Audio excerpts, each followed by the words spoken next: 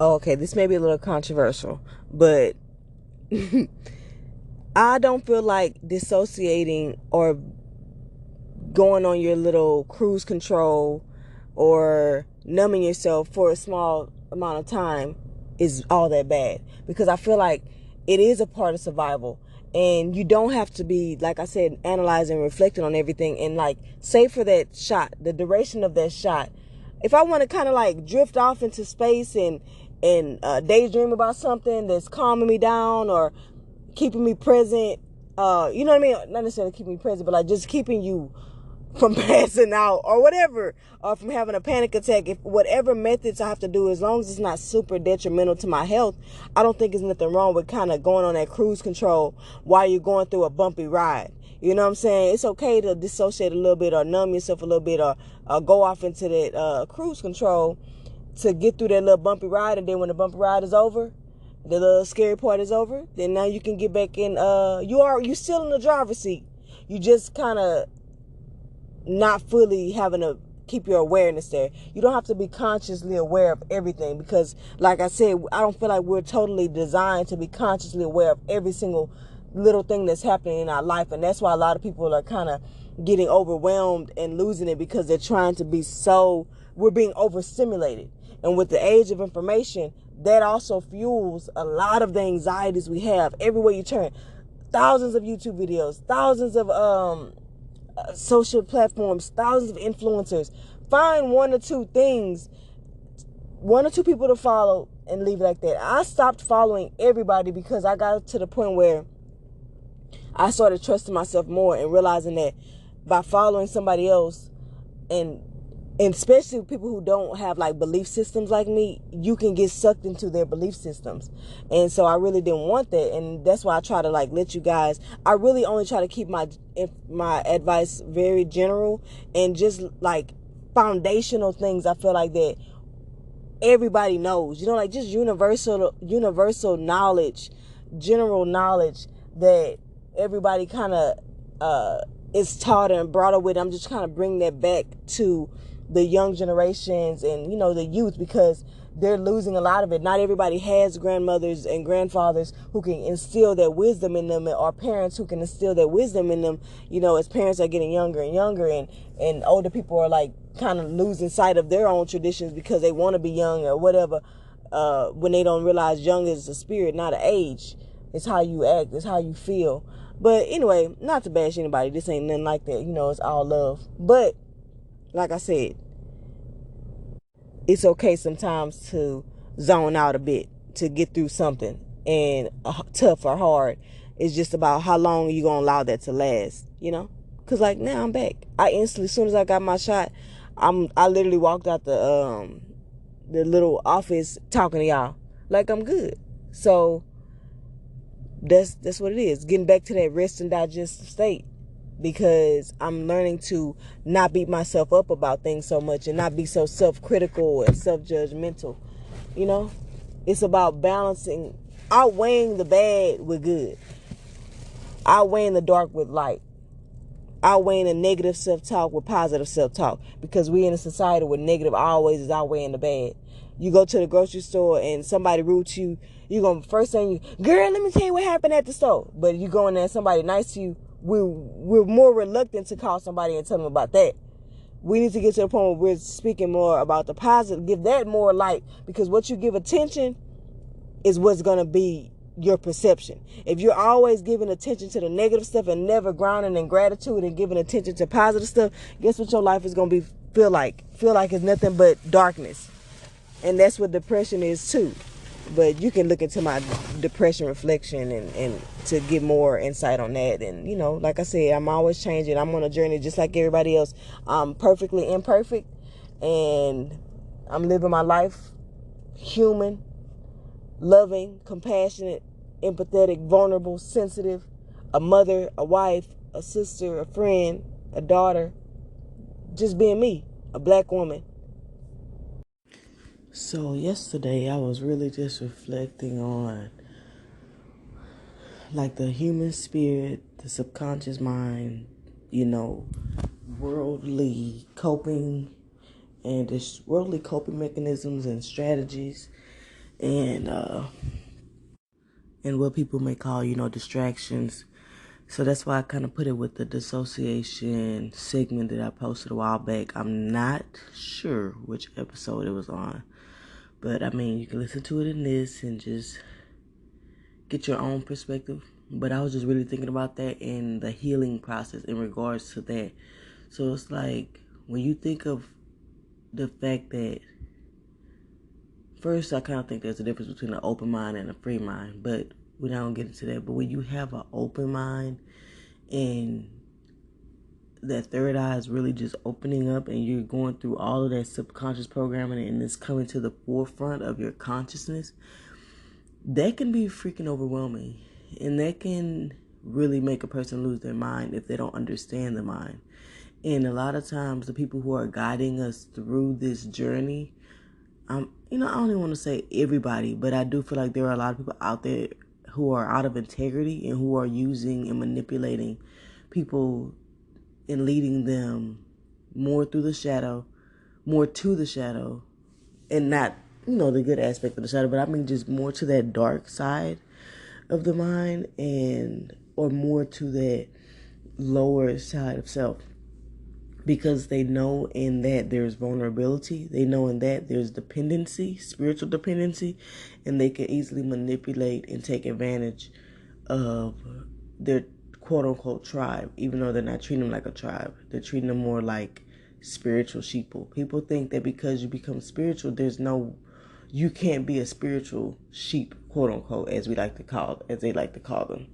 I don't like to call them that, and sheep are basically people who conscious or woke people feel or not aware of life and the things around them that are used to control and manipulate them. So they feel like they just go along with it and just choose to ignore or psych themselves out of the reality. And for me, I feel like there's always a spectrum. And so I feel like there's nothing wrong with watching TV or doing things that people like to label as distractions to calm your mind down, to get to a place of center, ground. Yeah, they may not seem as spiritual as you want them to be. Yeah, it may be trash TV, but if you are aware of what you're doing, you can be in control of your addictions. You can be in the driver's seat. You can be in control of the things that may not necessarily be the healthiest thing for your mind or for your body or for your soul or for your spirit or whatever, as long as you're aware. Me, I am aware of media. I am aware of entertainment. I am aware of TV programming. So I can watch trash TV, reality TV, gossip. I can do all these things purely for entertainment, purely to spend time with loved ones and just chill and hang out on a leisurely or casual basis. And what people don't understand is you can't necessarily release things from your mind. You heal through them and they eventually quiet. You in the healing, to me, is more of an understanding. You start to have an understanding. You start to be able to put things into perspective, and those things make you more empowered. So you overpower your thoughts. You are able to just now observe them and just be like, okay, that's just kind of coming back up again, whatever. And not always take your thoughts as your guide, in a sense. Like, well, they're your guide in a sense, but they're not your leader. You can look at them as aspects on the map, but they're not the destination. You know what I'm saying? Like, they're just little pit stops along the way. You pass them up. Okay, that thought's passing by. Okay, that thought's passing by. But that's not where I'm going. I'm going somewhere else. Hopefully that's clear. But yeah, it's just like, there's a lot. I'm basically that coach, therapist, whatever you want to call me, that when you feel like spirituality has effed you up more than you was before you became quote unquote spiritual, come to me. Because I feel like I have a way of seeing spirituality from an objective standpoint and not a hierarchy standpoint, and that I can give you some practical or rational along with divine intervention. You know what I'm saying? Like, yes, I'm into certain things that are traditional and spiritual modalities. Like, I like aromatherapy. I like going to yoga classes every now and then when I can. I don't know how to do it on my own, but I like to go to classes. I like to stretch. I know music is healing, dancing is healing. I know a lot of little things in that aspect, but I'm also just a real down to earth regular person, like living a regular life. Nothing extravagant. Not saying that I want that this is just my end game. Not saying that I'm not working towards something bigger, but my relatability and just my story is on the same journey or path as most people, the average Joe, the working class. Me and my family, we out here trying to make it like everybody else. But yeah, it's just like these, what people want to label as distractions or coping mechanisms, or just don't always think it's all bad. Don't let somebody out here, like I always say, when spirituality becomes depressing and filling you with shame, guilt, self-judgment, it becomes counterproductive, meaning it is not helping you.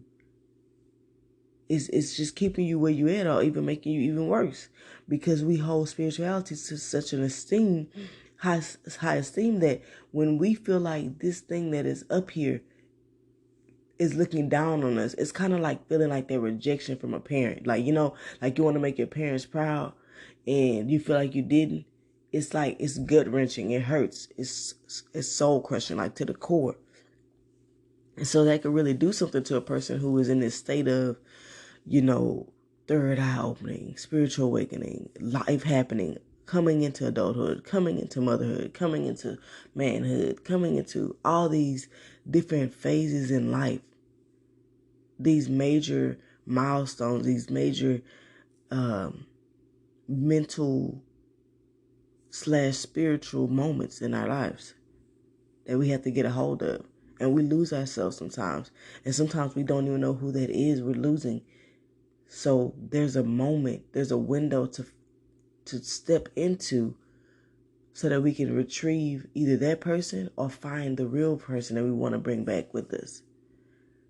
And that's why I just want y'all to take a deep breath and woosah, and just give yourself grace. I'm always gonna say these things. There's just some things that just stick with me that I'm always gonna say consistently, because they never get old.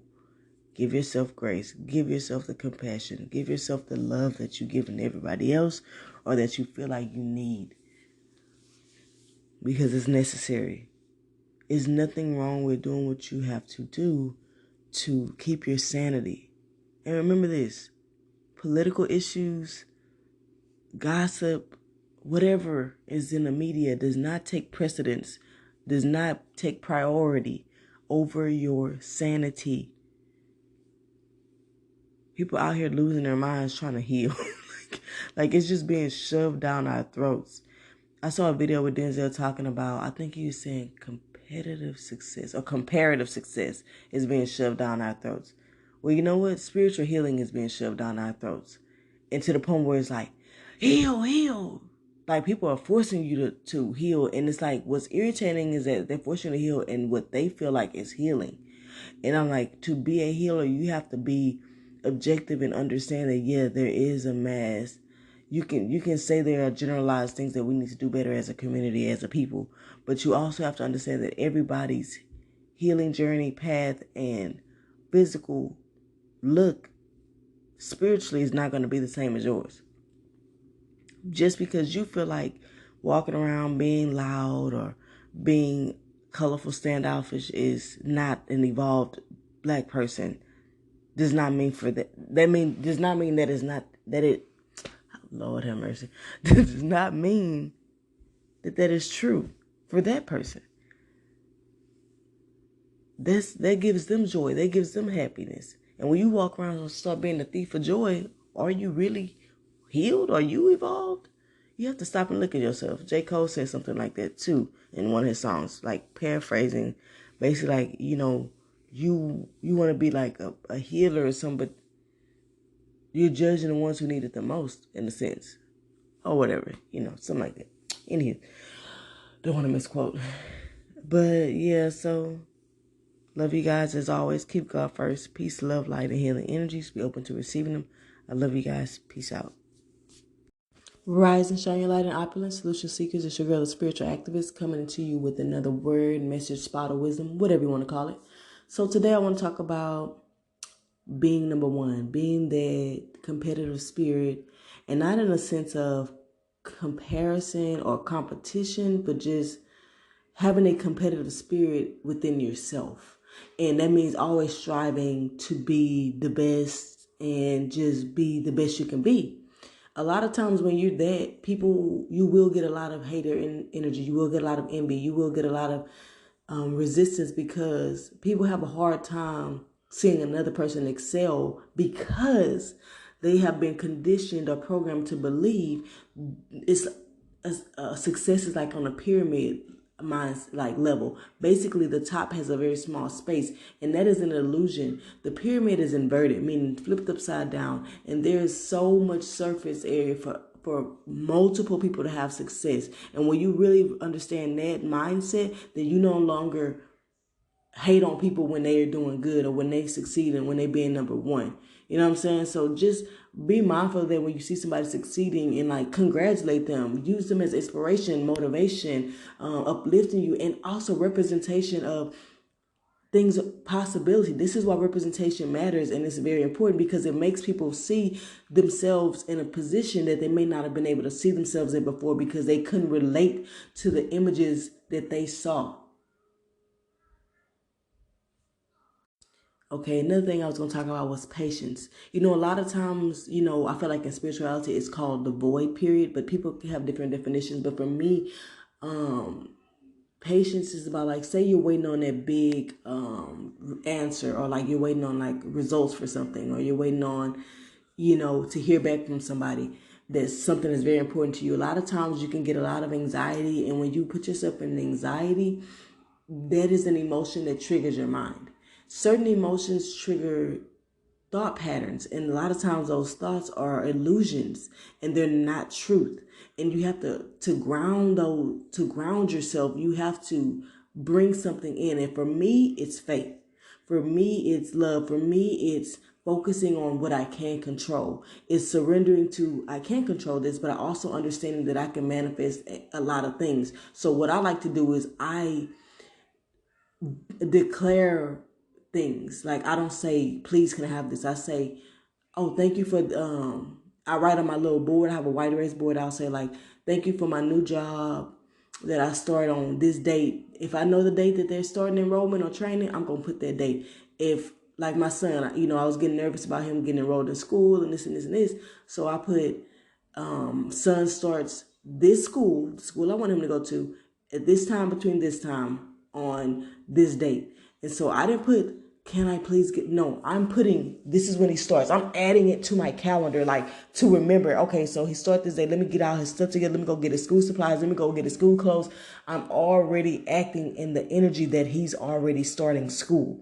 And I'm telling him as well, he about to start school, this, you finna go to this school, and then so I'm building the energy, because now it's in his mind that this name of this school is where he's going. Then I tell my husband, oh, he's gonna be going to this school. It's right here, it's 2 minutes away. Yada yada. You see, I'm building the energy of where we're going. And this is why I always say, if you and your partner or your spouse or whatever are not on the same pages of where y'all want to go, there's always going to be friction. You want y'all paths to be similar in the sense of where y'all trying to go, where y'all trying to grow to, because that intensifies and magnifies the power and the energy around manifestation. But just also know that there's been so many situations in the past 2 months where I was like, oh, my mind started thinking, man, something ain't gonna happen. This, that, all these negative thought processes. And you can look at my series of how my black mind is something like that around. And it kind of just explains a lot of the complexes that I feel like the black mind and just people in lower vibrations have, because we've been conditioned and programmed to have these types of mindsets, and how they can become roadblocks into your ascension, into your evolution, into your abundance, which is inevitably your birthright. So it's just breaking down the mind to conquer it, to get in the driver's seat and stay ready so you ain't got to get ready. It's just equipping you with the tools that you may not have gotten as a child to know how to maneuver through this world. It's like life is kind of like a game, and you got to know all the cheat codes. You got to know all the shortcuts, all the detours, all the little hidden spots, all the power-ups. You know what I'm saying? So you can ace it and get to the top level for you. You know what I'm saying? So yeah, that's kind of all I want to talk about today.